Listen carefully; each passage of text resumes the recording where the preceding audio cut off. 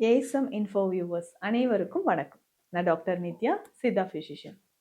கல்லீரல்ல இருக்கக்கூடிய கழிவுகள் நமக்கு வெளியேறணும். ஏன்னா நம்ம உடல்ல இருக்கக்கூடிய முக்கியமான ஆர்கன் லிவர் தாங்க. இன்னைக்கு பெரும்பாலும் நிறைய பேருக்கு இந்த ஃபேட்டி லிவர் அப்படின்ற ஒரு ப்ராப்ளம் அதிகமாகவே இருக்கு. என்னன்னு பார்த்தோம்னா, நம்ம ஹெல்த்தியான ஃபுட்டே சாப்பிட்றதே கிடையாது. ஹெல்த்தியான ஃபுட் அப்படின்னு சொன்னா நம்ம உடல்ல இருக்கக்கூடிய டாக்ஸின்ஸை ரிமூவ் பண்ற மாதிரி, கழிவுகளை வெளியேற்றுற மாதிரியான உணவுகளை கவனமா யாரும் சாப்பிட்றது கிடையாது. எல்லாருமே அதிகமா ஸ்வீட் சாப்பிட ஆரம்பிச்சிட்டோம். ஜங்க் ஃபுட்ஸ் நிறைய எடுத்துக்கிறது. ஸோ இந்த மாதிரி ஃபுட் ஹேபிட்ஸ் மற்றும் ஆல்கஹால், ஸ்மோக்கிங், ஸோ இதுவுமே கல்லீரலை அதிகமாக பாதிக்குது. இப்போ முன்னாடியெல்லாம் இந்த ஃபேட்டி லிவர் இல்லை லிவர் சிர்ஹோசிஸ் இது எல்லாமே அதிகமாக ஆல்கஹால் கன்சியூம் பண்ணுற நபர்களுக்கு வந்துட்டு இருந்துச்சு. இப்போ நிறைய பேருக்கு நான் ஆல்கஹாலிக் ஃபேட்டி லிவர், அதாவது ஆல்கஹால் கன்சியூம் பண்ணாத நபர்களுக்குமே அதிகமாக இந்த ஃபேட்டி லிவர் அப்படின்ற ஒரு ப்ராப்ளத்தை நம்ம பார்த்துட்டு இருக்கிறோம். ஸோ இதனால என்னங்க பாதிப்பு வரும்? ஃபேட்டி லிவர்னால ஒன்றும் பிரச்சனை இல்லை, பார்த்துக்கலான்னு சொல்லிட்டாங்களே அப்படின்னு நீங்க யோசிக்காதீங்க. ஸோ இதுல ஃபர்ஸ்ட் செகண்ட் கிரேட்ல இருக்கும்போதே நீங்க மருந்துகள் எடுக்கும்போது உங்களுக்கு நல்ல டிஃப்ரென்ஸ் தெரிய ஆரம்பிக்கும். ஸோ ஃபர்ஸ்ட் கிரேட்லயோ இல்லை செகண்ட் கிரேட்லயோ உங்களுக்கு ஃபேட்டி லிவர் இருந்துச்சுன்னா கவலையே வேண்டாம். இந்த உணவு முறைகளும் சித்த மருந்துகளும் எடுக்கும்போது அதை ரிவர்ஸ் பண்ணிக்கலாங்க. அதுக்கு முன்னாடி உங்களுடைய பிளட் டெஸ்ட்டை நீங்க செக் பண்ணிக்கோங்க. பிளட் டெஸ்ட் எடுத்து பாருங்க. பிளட்ல கொலஸ்ட்ரால் லெவல் எவ்வளோ இருக்கு, எல்டிஎல் லெவல் எவ்வளோ இருக்கு அப்படின்னு நம்ம செக் பண்ணிக்கணும். ஸோ கொலஸ்ட்ரால், எல்டிஎல் இது எல்லாமே நீங்க கரெக்டாக செக் பண்ணிக்கிட்டீங்கன்னா கண்டிப்பா நிறைய பேருக்கு இது அதிகமா இருக்கும். ஸோ கொலஸ்ட்ரால் லெவல் அதிகமா இருக்கிறது, எல்டிஎல் அதிகமா இருக்கிறது, இந்த பிரச்சனை இருக்கிறவங்களுக்கு தான் fatty liver great 1, 2, 3, 4th stage வரைக்கும் இது இருக்கு. அப்போ ஃபேட்டி லிவர் இருந்துச்சுன்னா கொலஸ்ட்ரால் லெவலை குறைக்கிறது மூலியமாக ஆட்டோமேட்டிக்காக நமக்கு என்ன ஆகும்னா இந்த ஃபேட்டி லிவரும் குறைஞ்சு கல்லீரல் புத்தம் புதுசு மாதிரி ஆயிடுங்க. ஏன்னா இந்த கல்லீரல் தான் நம்ம உடல்ல எல்லாத்துக்குமே, மெட்டபாலிசமா இருக்கட்டும், டைஜஷனா இருக்கட்டும், growth, ஹார்மோன்ஸ் எல்லாத்துக்குமே முக்கியமான ஒரு காரணமா இருக்கக்கூடிய ஒரு உறுப்பு.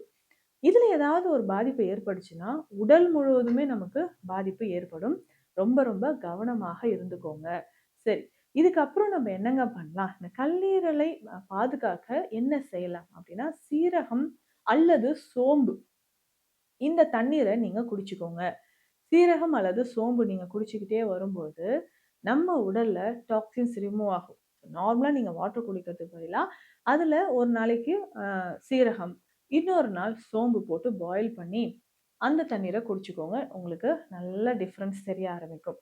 அப்போ சீரகமும் சோம்பும் நீங்க பயன்படுத்தும் போது உடலில் இருக்கக்கூடிய ஒட்டு மொத்தமான கழிவுகளும் நமக்கு வெளியேற ஆரம்பிக்குது. கல்லீரலுக்கு இது ரொம்ப ரொம்ப நல்லதுங்க. அதுக்கப்புறம் நம்ம பயன்படுத்த வேண்டிய ஒரு விஷயம் என்னன்னா அகத்திக்கீரை. தவறாமல் அகத்திக்கீரை உணவில் சேர்த்துக்கணும். பித்தம் அதிகமாக இருக்கிறவங்களுக்கு அகத்திக்கீரை ரொம்ப ரொம்ப முக்கியமானதுங்க.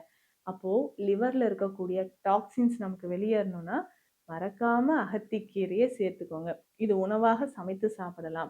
இல்ல தொடர்ந்து ஒரு 15 நாட்களுக்காவது இந்த அகத்திக்கீரையை சாறு எடுத்து நம்ம குடிச்சிக்கலாம். அகத்திக்கீரை மிக்சியில போட்டு நல்லா அரைச்சு 50ல இருந்து ஒரு 70 ml அளவுக்கு சாறு எடுத்துக்கணும். ஸோ இதை நம்ம இது கூட கொஞ்சமா தேன், ஒரு 2 சிட்டிகை மஞ்சள் பொடி நல்லா கலந்து இதை குடிச்சுக்கிட்டே வாங்களேன். உங்க உடல்ல இருக்கக்கூடிய கழிவுகள் வெளியேறும். கல்லீரல் நமக்கு பாதுகாக்கப்படுது. ஃபேட்டி லிவர் இருக்குன்னா நீங்க கவலையே படாதீங்க. ஃபேட்டி லிவர் கொஞ்சம் கொஞ்சமாக உங்களுக்கு குணமாவதற்கு இந்த அகத்திக்கீரையை சாறாக நீங்க பயன்படுத்தி பாருங்க. உங்களுக்கு நல்ல ரிசல்ட் கிடைக்க ஆரம்பிக்கும். சரிங்க. இது தாண்டி வேறு என்ன பண்ணலாம் அப்படின்னா, அமிர்தவல்லி, அதாவது சீந்தில். கவலையே வேண்டாம். ஸோ கல்லீரல் சம்மந்தப்பட்ட என்ன பிரச்சனையாக இருந்தாலும் சீந்தில் நமக்கு நல்ல ரிசல்ட் கொடுக்கும். ஸோ சீந்தில் எப்படிங்க பயன்படுத்தலாம் அப்படின்னு கேட்டிங்கன்னா, இந்த சீந்தில் பொடியாக இருக்கும் இல்லைங்களா? இந்த சீந்தில் பொடியை நம்ம வாங்கிட்டு வந்துடணும். சீந்தில் பொடி வாங்கிட்டு வந்துடணும்.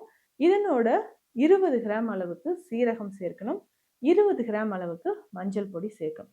இந்த மூன்றும் ஒன்றாக சேர்த்து எடுத்து வச்சுட்டு நம்ம காலையிலும் இரவிலும் ஒரு 1/2 ஸ்பூன் அளவுக்கு எடுத்து நல்ல ஹாட் வாட்டர்ல மிக்ஸ் பண்ணி குடிக்கணுங்க. ஸோ 2 வேளை இதை தொடர்ந்து ஒரு 30 நாட்கள் குடிக்கும்போது எவ்வளவு நாள் தான் உங்களுக்கு ஃபேட்டி லிவர் இருந்தாலும் அது சரியாகிறதுக்கு இந்த ஒரு மெத்தட் போதும். ஏன்னா அமிர்தவல்லி, சீந்தில் அப்படின்னு சொல்லக்கூடிய இந்த மூலிகை கல்லீரலை பாதுகாக்கக்கூடியது. அதே மாதிரி உணவு முறையில அதிகமான இனிப்பு, உப்பு சார்ந்த உணவுகள், ப்ரிசர்வேட்டிவ்ஸ் இல்லைங்களா? இந்த பதப்படுத்தப்பட்ட உணவு, ஃப்ரோசன் மீட் கண்டிப்பா இது எல்லாமே அவாய்ட் பண்ணிக்கோங்க. பேக்கரி ஐட்டம்ஸ் நெறைய சாப்பிடுறீங்க. கலரிங் ஏஜென்ட்ஸ் நெறைய இருக்கும் இல்லைங்களா? அதனோட ஸ்வீட்னர்ஸ், ஆர்ட்டிஃபிஷியல் ஃப்ளேவர்ஸ் இது எல்லாமே சேர்ந்த உணவுகள கட்டாயம் தவிர்த்துக்கோங்க. உங்களுடைய உடல் நலம் ஆரோக்கியமாக இருக்கிறது மட்டும் இல்லாம, கல்லீரலுக்கும் இது ரொம்ப ரொம்ப நல்லதுங்க. அது தாண்டி இந்த கல்லீரல் பலமாக இருப்பதற்கு தினம்தோறும் நம்ம எடுத்துக்க வேண்டியது மாதுளை ரொம்ப முக்கியம். அத்திப்பழம் ரொம்ப முக்கியம். இந்த மாதுளை எப்படி எடுத்துக்கலாம்? நல்லா சாறு எடுத்து, இதுல பாலோ, இல்ல சர்க்கரையோ அதெல்லாம் சேர்க்க வேண்டாங்க. மாதுளைய சாறு எடுத்து, அத டெய்லி ஒரு 100 எம்எல் அளவுக்கு குடிச்சுக்கிட்டே வரலாம். இப்ப மாதுளை சாறு பொதுவாகவே உடல்ல நெறைய நன்மைகள நமக்கு குடுக்குது. தொடர்ந்து மாதுளை சாறு தினம்தோறும் நம்ம பருகிக்கிட்டே வரணும். மாதுளை சாறு எடுக்க எடுக்க உடல் நலன்ல நல்ல மாற்றம் தெரியும். உடல் புத்தம் புதுசு மாதிரி இருக்கணும்னா, இத நீங்க பயன்படுத்தலாம். அடுத்தது கீரை வகைகள். கல்லீரல்ல இருக்கக்கூடிய கழிவு வெளியேறணும், ஃபேட்டி லிவர் குறையணும்னா, கீரை வகைகள் ரொம்ப முக்கியங்க. இதுல மணத்தக்காளி கீரை, வெந்தயக்கீரை ரொம்ப ரொம்ப சிறந்தது. இதுல கல்யாண முருங்கை அப்படின்னு ஒரு கீரை இருக்கும். அதாவது அ பெரிய மர வகை தான். அதுல நம்ம தண்டு பகுதியெல்லாம் பார்த்தீங்கன்னா, முட்கள் இருக்கிற மாரி இருக்கும். ஒரு 2, 3 இலைகள் கிடைச்சா கூட போதும். தினம்தோறும் ஒரு 10 நாட்கள் தொடர்ந்து இத பயன்படுத்தணும். இதுல சாறு எடுத்து நம்ம குடிச்சுக்கிட்டே வரலாம். அகத்திக்கீரை சாறு குடுக்கிற மாதிரியே, இந்த கல்யாண முருங்கை சாறும் எடுத்து நம்ம குடிக்கலாங்க. அப்போ உடல் நலன்ல நெறைய மாற்றம் நமக்கு தெரிய ஆரம்பிக்கும். இதே மாரி தான் உணவுல பொறுத்தவரைக்கும், திடீர்னு நம்ம வந்து நான்வெஜ் சாப்பிடுறோம். இரவு நேரத்துல லேட் நைட்ல ஃபுட் எடுத்துக்கிறோம். இரவு தூங்காம இருக்கிறோம். இந்த மாதிரி எல்லாம் உங்களுக்கு லைஃப் ஸ்டைல் இருந்துச்சுன்னா, அத கட்டாயம் மாத்திக்கோங்க. ஏன்னா, உடல் நலன்ல இது நெறைய மாற்றத்தை ஏற்படுத்தி கல்லீரலையும் பாதிப்புக்கு உள்ளாக்கிடும்.